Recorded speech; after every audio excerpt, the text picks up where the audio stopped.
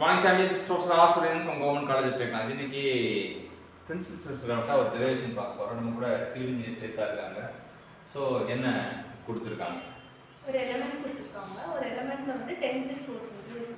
Element இருக்கு, uniaxial loading tensile force. அந்த tensile F1 சொல்றாங்க. ஸோ அதை வந்து எலிமெண்ட்டை வந்து கட் செக்ஷன் போடுறாங்க. கட் செக்ஷன் போட்டோம்னா கரெக்டாக யூனிஆக்சியல் லோடிங்னா சிஎஸ்எஸ் எங்கே ஆக்ட் ஆகும்? 45 டிகிரியில் ஆக்ட் ஆகும். இங்கே எதாவது 49 சிஎஸ் அதாவது Q for 16 சொல்கிறாங்க, இல்லை இருக்கட்டும் Q அப்படின்றாங்க. அது அந்த சர்ஃபேஸில் ஆக்ட் ஆகும். ஸோ நமக்கு வந்து இங்கே பார்த்தீங்கன்னா Q into dy t sin phi act ஆகுது. அங்கே F1 dy cos theta வருது, F1 dy cos theta வருது. ஸோ நமக்கு அது cos phi தான் போடணும், ஏன்னா வந்து theta இங்கே இல்லவே இல்லை, இல்லாததுக்காக அது cos phi மாதிரி இருக்கு.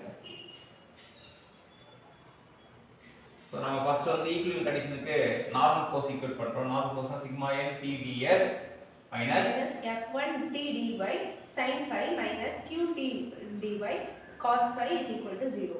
ஸோ நார்மல் ஸ்ட்ரெஸ் இங்கே ஆக்ட் ஆகுதுன்னா நார்மல் ஒரு பக்கம் இருக்குது அப்படின்னா அதோட TDS நார்மல் ஆக்ட் ஆகிற TDS அப்படின்னா இது Q into F1 dy t sin phi இங்கே தான் இருக்குது. Q இது ரெண்டு ஆப்போசிட் ஆக்ஷனுக்கு மைனஸ் மைனஸ் போட்டிருக்கோம், அவ்வளோதான் first equation.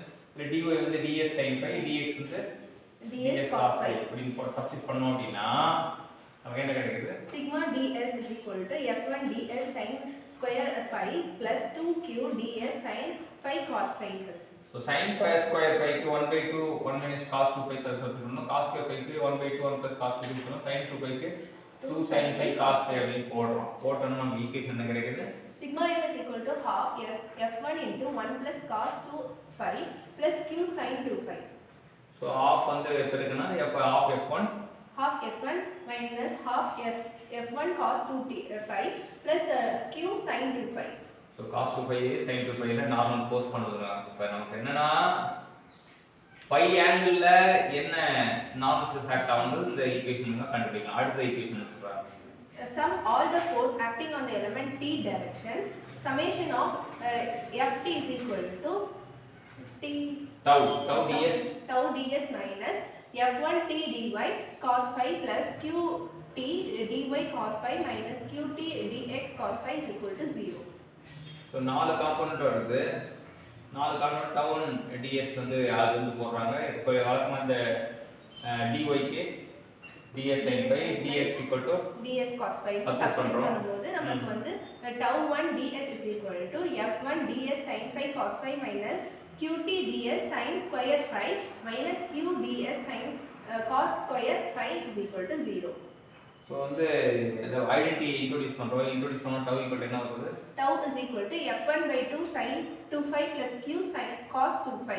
To determine the maximum value, d by d phi into sigma n is equal to f1 sin 2 phi plus q cos 2 phi is equal to 0. Hence the value of phi leading to maximum and minimum value of the normal stress are given by tan 2 phi is equal to q divided by minus 1/2 f1. அது sin 2 phi t ன்னு சொல்லிட்டு கண்டுபிடிக்கணும்னா plus q divided by root of half p square plus q square and cos 2 phi is equal to plus of half f1 divided by root of half f1 square plus q square. So அதில் maximum principal stress எப்படி கண்டுபிடிக்கிறாங்க? And maximum principal stress is we get half f1 plus or minus root of half f1 square plus q square. Minimum principal stress is f1/2 minus root of f1/2 the whole square minus plus q square. ஒரு uniaxial லோடிங்க்கு வந்து principal stress எப்படி கண்டுபிடிக்கணும்னு சொல்லிட்டு கற்றுக் கொடுத்தாங்க. ஸ்வேதா கற்றுக் கொடுத்த ஸ்வேதாக்கு thank you சொல்லுவோம்.